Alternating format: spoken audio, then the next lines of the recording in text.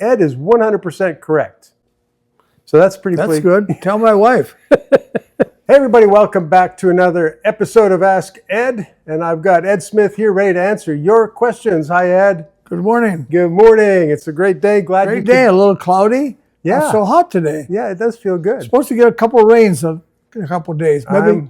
Yeah. I hope you're right. Always good, yeah. Hope that happens. Yeah. Well, one thing I want to mention, some people wonder, does Ed see these questions ahead of time? No, I don't. Someone was asking me the other day, do you ever get questions that stumps you?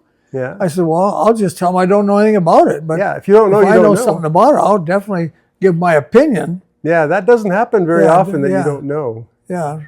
But they're always good questions. They're not about late model cars. Yeah. And fuel injection and computers, that's all. Yes. Yeah, so if you're wondering, Ed is a racer, mechanic, and engine builder and so on for many years, starting in the 50s. Yeah. And you still do build some engines today still, but not as much maybe. Yeah, not so much. But anyway, we enjoy his history and his knowledge on the old, I guess, 50s, 60s, 70s engines are maybe the best era. Yeah, probably in there, yeah. Yeah, okay. The Flatheads and even the Plymouth motors. Yep. Right now I'm building a Pontiac, and I think this is probably the last one now. One more motor, I got another Flathead I'm putting together for 38. Okay. We're having trouble getting parts for it right now. Okay. And but not that much. I think we got our parts under control. And the Pontiac, I just bought a few things for that the other day. Yes. I needed 7 intake valves, and somebody had 7 on eBay, and I bought 7 valves. Okay. For like $6 a piece and $10 to ship them, so they should be here Monday. Okay, good. So things like that, if you got some time, that's why it takes some time to do them. Right. Because you have to do the machine work first and find out really what you need and what sizes. Yeah. Then try to find the sizes and exactly what you need is kind of hard. Right. That's why a lot of engine building shops won't touch these old things. Because they don't have time, and they're frustrated that their engine's set here for 3 or 4 months before you can get it together. Yeah. Yeah. So we usually get them together. I don't think I've had to throw one away for a while, but I think we're about done building motors. Yeah. And by the way, the Pontiac he's talking about is that big straight 8. Straight 8, yeah. Flathead straight 8 over 48 to 52 or something. Yeah, right. Big thing. Well, very good. Anyways, well, so we got some questions today. What do we got today? All right. Well, the first one, we'll see how this goes. It's always a nice variety, and thank you again for your questions. This is Kenneth is asking. He says, I think I've watched all of this series, and I still have a question about an older, less popular Chevy motor. Okay. I picked up a very nice original 78 Chevy van with a 305. I'd like to keep it somewhat original while waking up the old 305. I'm very lucky that it runs very well. It's very solid, so that's good. He's got something there. Does Ed have any ideas specific to the 305? Unique challenges that I need to think about for that? The same as 350. Okay. Yeah. I had an 82 truck with a 305 in it. That'd be similar. Yeah, same thing. And I got, I think I got 21 miles to gallon. It was a short bed Stepside, brand new. Uh-huh. And I got 21 miles to gallon with it. It wouldn't pull a bag of anything, a bag of nothing. A couple of cement blocks going to Flagstaff. Yeah. Okay. To downshift it. I got 21 miles to gallon. I put a 350 in it, the same carburation, same everything. And I got 18 miles to gallon after that, but it would go up a hill. Okay. But the 305's good. They came in some smaller cars. Okay. Like a 2-door sedans and 4-door little compact cars with 305s. Now, it's the same motor as 350, same block. So let's say someone has a 305. Yeah. And he doesn't want to change it. He doesn't want to go to 350 or whatever. What would he do maybe to get a little more power out of it? I don't know. You only got 305. Okay. It's not much. You can't put a big cam in it or a big carburation. The only thing you might do is put dual exhaust on it. Okay. And I did that on 9. Okay. Just to relieve the exhaust, which is always good. Any motor, if you can do it, help the exhaust, that's the biggest thing you can do fairly cheap. Yeah, that's a common theme there. Yeah. All right. Well, Kenneth, thanks. So that was a good, reliable motor. Okay. I think if we get one here once in a while, we get them once in a while. It's the same crank as 350, same connecting rods. Yeah. But the whole block's just a smaller bore. Yeah. Okay. even I knew a machine shop here in town for a while. They were boring them out the 350, the 305, to a standard 350, 4-inch bore, not more. So it was like boring a 283 out to 301 in the day. Yeah. 4-inch bore. It's the same thing. Yeah. Yeah. Same concept. Same project. Yeah. So good luck. It was good. Okay. Thank you, Kenneth. Here's another one. He said, I would like to have Ed's thoughts on what's the best size balancer, and he said in brackets 7-inch or 8-inch, for an internally balanced big block Chevy. It'd be nice to know which is a better option other than weight differences. The bigger the balancer, the better. Okay. It's just more capable of taking the vibration out. Okay. Even the 265 Chevy, the little balancer, a little skinny with hardly any weight at all. The 265, and that seemed to do the job, but as soon as we started doing anything with motors, we had to put a 7-inch balancer on it. Okay. And so if he's got a big block, 8-inch would be good. Yeah, 8-inch is fine. The bigger the better. And I know the fluid balancers, which is in fluid, they're expensive. So big block Chevy, unless you're starting to race it or something, then you need to put a fluid balancer on it for sure. Yeah. But other than that original, the bigger the better. Well, we had the big block Chevy on the dyno. That was a few months back. Okay. And he just has a question when you're trying to get power out of an engine. He says, what about trying to take a quart of oil out of it? Would that make any difference? No. Okay. It might, but we're not into that challenge or seeing how much oil we can take out of the motor before it flies apart. Right.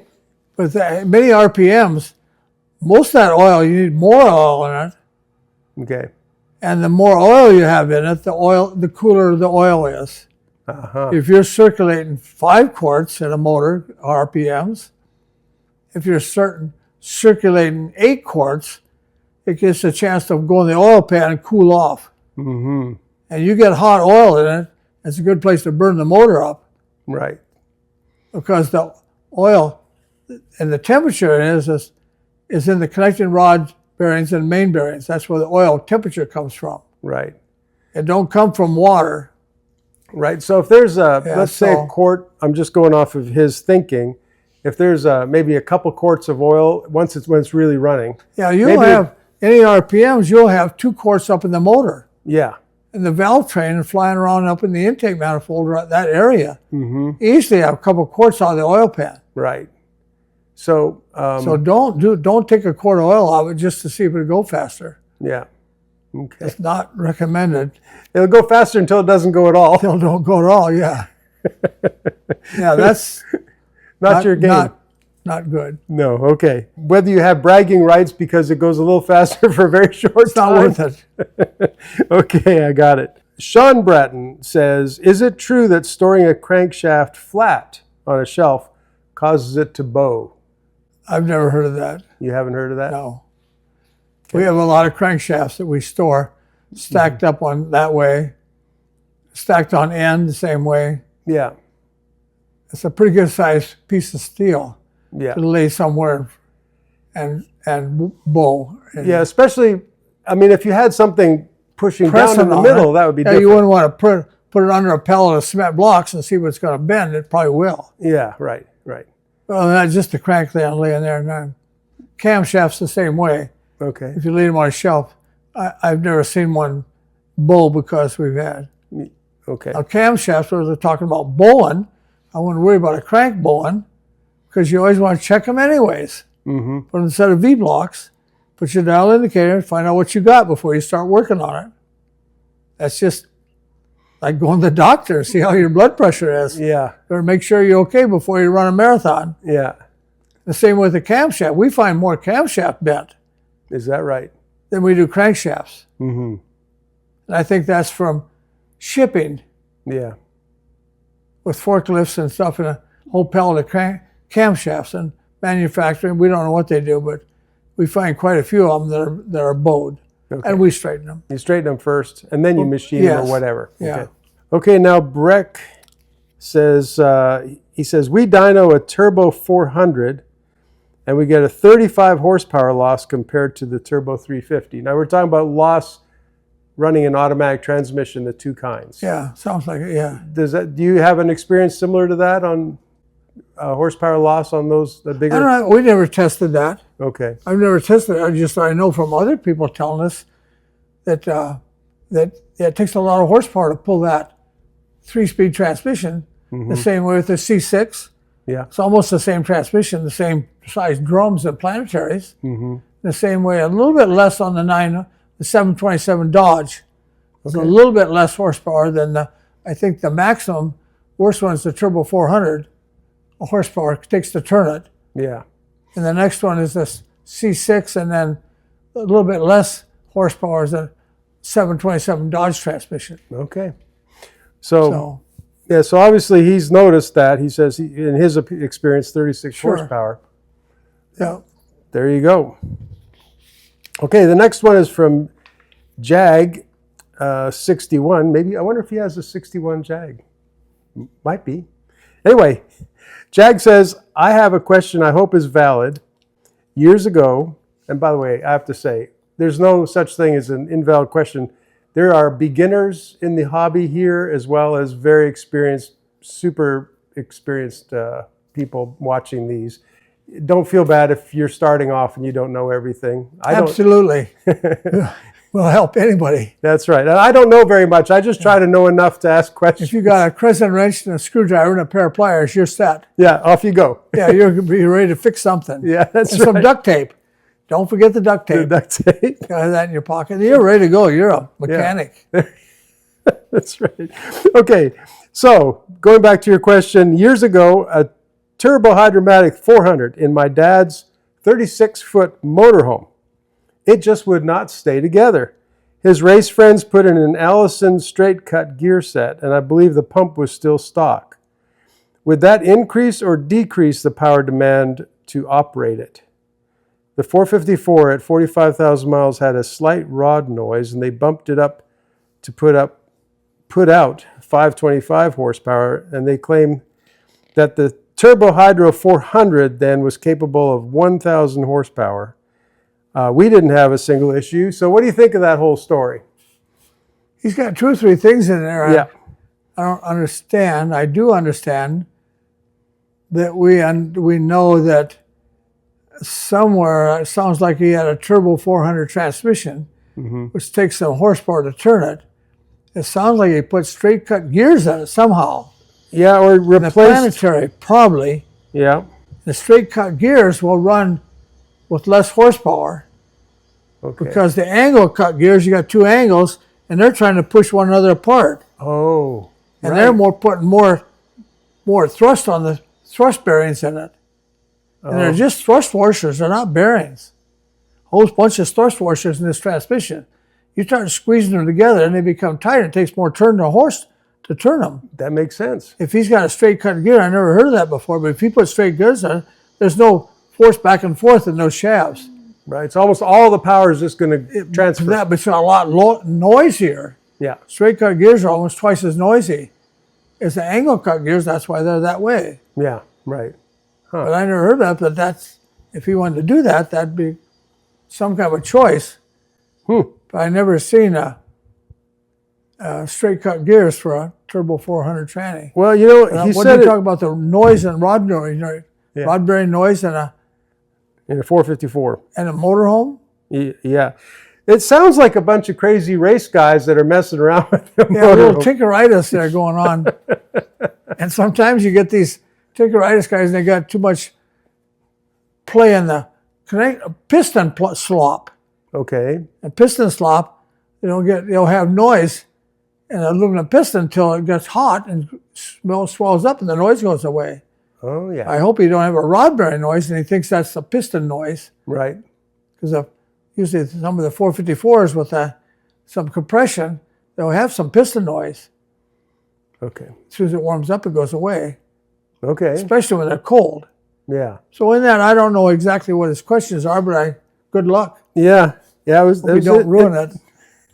But anyways, he had some good questions. Yeah, that's very interesting. Yeah, it's an interesting question. Yeah. Very good. I like that. Yeah. Thank you. Thank you. Okay, now John is asking Ed, he says, please ask him about a good automatic transmission conversion for a 51 Ford Flathead with a double clutch transmission. So a double clutch, I interpret that as being there's no synchronization when you're double clutching, right? Yeah, you have to, I mean, that's an early transmission, non-synchronized. Yeah. And he wants to put an automatic transmission in it? Yeah, he wants a good automatic transmission, and he wants a suggestion from you if you had a old Flathead. The only thing that we put in was the C4. C4. It's a little skinny transmission that kind of goes in the frame without modifying the frame and cutting the frame all up and cross members and things. That's fairly easy to do. Yeah. We put a lot of those behind our Flathead Fords. Okay. We have for a long time. And seems to work out? Yeah, it works out fine. Okay. There's a couple of secrets on that, but read your instructions about the torque converter, the four torque converter bolts, make sure that they miss the block. Right. On the oil pump area and in the back of the block, I've had to notch the blocks a little bit to get those torque converter bolts to miss. Depends on what adapter you have. Mm-hmm. Well, I remember in one of the videos we did, you showed us where you shaved the bolts, the bolt heads or whatever down. Yeah, bolt heads. Yeah, a few things like that. And yeah. Makes a good conversion. Okay. Yeah. Well, there you go, John. That's very good. So now here's another one from Eric. He said, I'm looking to, I guess he's looking for a project or an old car that's fun. He says, I really want something with an inline 8-cylinder. And that sounds like that Pontiac. Okay. You have any suggestions or pointers about different inline those old 8-cylinder engines? No, I would say not do it. Don't do it? This Pontiac I have is right now at 51, and we couldn't find a block that's not cracked. Okay. Because they're so long. Yeah. They get a little bit hot, and the center valve seats crack. Oh. And this, I think we got 3 motors, and we finally got one that's cracked, a couple cracks in it that we're going to fix. Yeah. And the other ones were cracked so bad that you can't fix them. We just threw them away. Yeah. Well, the first thing that comes to my mind is the inline 8 old Buick before the nailhead. Yeah, that was the overhead valve motor. That's right, exactly. And I never did much with those. Okay. My dad had one, maybe somewhere 48, I think it was, or 49, 4-door sedan, big old car. Okay. And we never had any trouble with that. But they had some Buick motors in those days that with 2 carburetors on them. Yeah. I think there's some kind of a police special or something like that, but I really never done any rebuilding of the Buick straight 8s. Yeah. But it was an overhead valve motor, and I think that would be a better choice than a Flathead. Yeah. Well, the reason that I thought of it is because our mutual friend, J.B. Donaldson, yes, he has a 37 Buick Century. Yes. And it has the dual carburetor intake manifold set up. He does, yeah. At the overhead cam. And that's, I can't remember, it's like a Dyno Fire, or they have those names. Yeah, Fire something. Something Turbo Fire or something like that, yeah. That's right. Anyway, it's a smooth running, pretty powerful little engine. Yeah, proper, yeah. So that would be an idea. Yeah, I don't know what he's going to put it in. No, he didn't say. If you put it in a street rod or something like that, I don't know. Yeah. Rat rod or something, I don't know. It's hard to find a motor. I wouldn't spend too much time until I got the motor tore apart and inspected it, make sure it's rebuildable. That's very good advice. Yeah, with the intake manifold, exhaust manifold cracked, especially the motor and stuff, don't cost much to take one apart. Right. And that was all Magnaflux and clean. That's pretty cheap. Yeah. To get down to your raw product and before you start buying parts for it. Right. Transmission adapters and things might be a little difficult. Fair enough. Okay, so thank you, Eric. Larry has a question. Well, he starts off with a statement. He said, Ed is 100% correct. So that's pretty That's good. Tell my wife. He says, engines are happiest when they are buzzing. Roller cams with standard non-pressure oil channel to the pin hate idling and will prematurely fall apart without warning. Lugging at freeway speeds or around town with super tall gears is even worse than idling. It hammers the bearings to pieces. So he's talking about turning the engine too slow under stress. Absolutely. Yeah. Yeah, absolutely. Bogging an engine. Yeah. Where it don't like it, and just like all cars have got a sweet spot. I think every car I've ever drove has got a sweet spot. And sometimes it's like my wife's car. I won't tell you what it is. It's a fairly new car, 2019. It just loves 80 miles an hour. Just okay. At 80, it just, you could, if somebody fell asleep, like my dad's old Buick, if you were going on a long trip and you fell asleep, you'd find yourself going 64 miles an hour. I think that's when the vacuum advance comes. Okay. And in total advance, the carburetor's just right. The fuel or air ratio is just right. The transmission, the way the car, all adds up to a sweet spot. And it just runs fine. It just, again, if you fell asleep, you'd find yourself going that speed. That's about where it wants to be. And I think every vehicle, as I know of, has a sweet spot if you can find it. But under that, if you start running on top, bogging the motor in high gear, it's going to not be good to it. Yeah. Absolutely. That's good question. Okay. But I'm not telling you to drive at 80 miles an hour all the time. No. Just because it feels good. Right? Yeah, it's not good. Yeah. Especially in a school zone. Even I got a ticket for going over 100 in mine. Did you? With the wife's car. Uh-oh. On the country. And it ran good at 100. Okay. I paid for it too. Yeah. Okay. Okay. So there's another Ed, and he comments quite often. His Ed's Machine. There's another Ed that runs machines in another state. And Ed, thank you for all your great comments. He's a good man. He says his experience is Powerglide takes 18 horsepower, Turbo 350 takes 25 or 28 horsepower, Turbo 400 32 to 35 horsepower approximately. So he is right on line with everything else. Yeah. Would you run a Borescope through the ports? I don't know how we do that. You always take your engines apart before they're here 5 minutes. I wouldn't know if there's any kind of a reason to do that. Okay. Other than curiosity, I guess. We have Borescopes. We look at motors all the time. Depends on what we're looking at. Different things on them and stuff. But if you got a good Borescope, you can see a lot. But what are you going to do about it besides tear it apart? Okay. I wouldn't put a Borescope in trying to find something, some area that I would want to hone out or port and polish and make bigger things that you can't find by just looking in the port. Like a flathead on both ends of the exhaust ports sometimes are really rough edges in there when it's real small in some areas. It's easy to port that out. Okay. You take quite a bit of material out of there to make it look a lot better. Yeah. And that's Steve, my friend with the Flatheads. Yeah.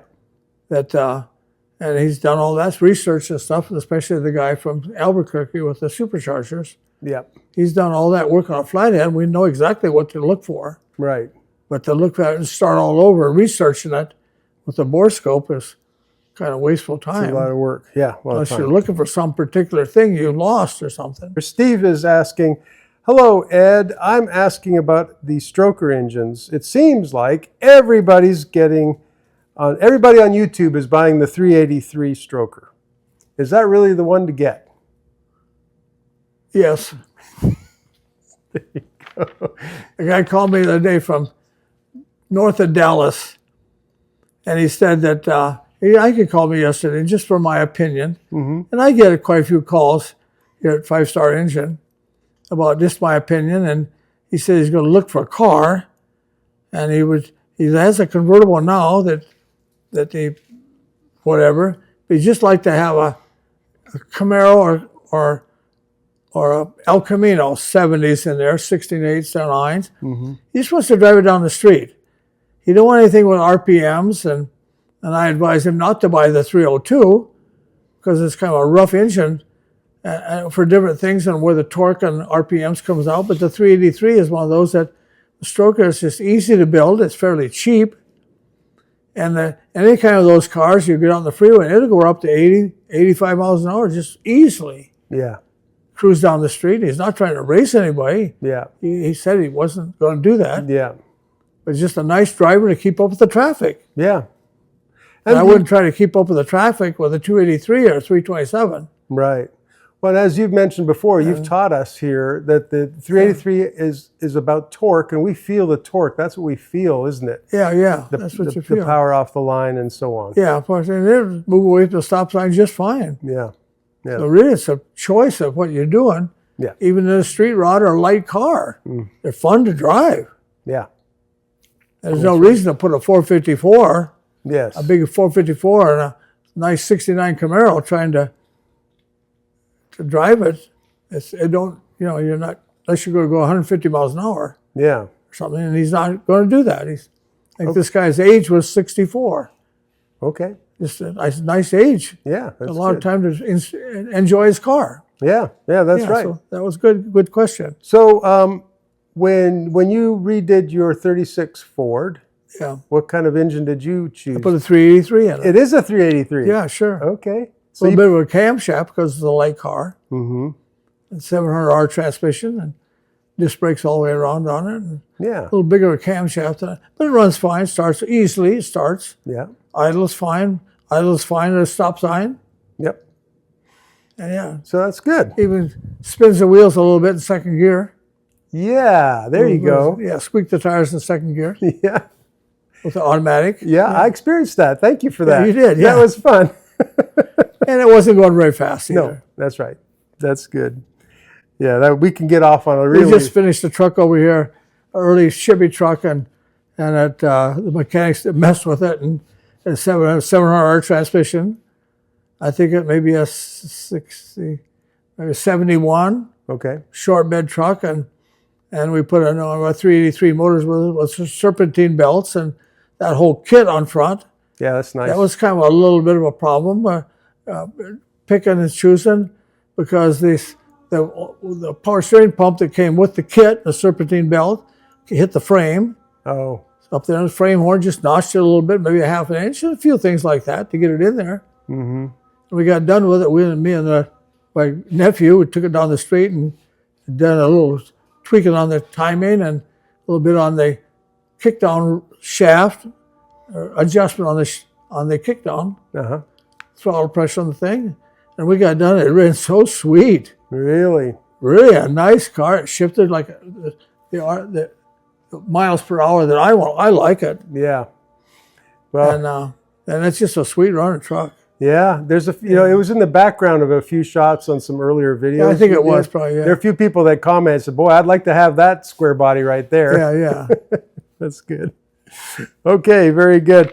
So here's someone that's asking, they want to see more of that John Force crankshaft. Okay. He said, do you know, is it rifle drilled when it was hollowed out in the middle? Do you know if it was? I think it was cast that way. Some of it was drilled. Yeah, okay. Yeah, I think it was cast that way. Okay. Very good. Well, that's the answer. There's a John. freeze plug in the back and the flywheel so the oil won't come out on the clutch. Yeah, I see. Yeah. Well, I'll say it's Scott. He says, I had a 69 Cougar with an FMX transmission. Okay. I always thought the FMX was one of the Ford's best. Removable bell housing, and it was hard to break. This is my girlfriend at the time. I let her drive the car. We were going 55 miles an hour, and she accidentally shifted into reverse. And it didn't hurt the transmission at all. That's fine. What do you think of the FMX? That's fine. They were good transmissions. Okay.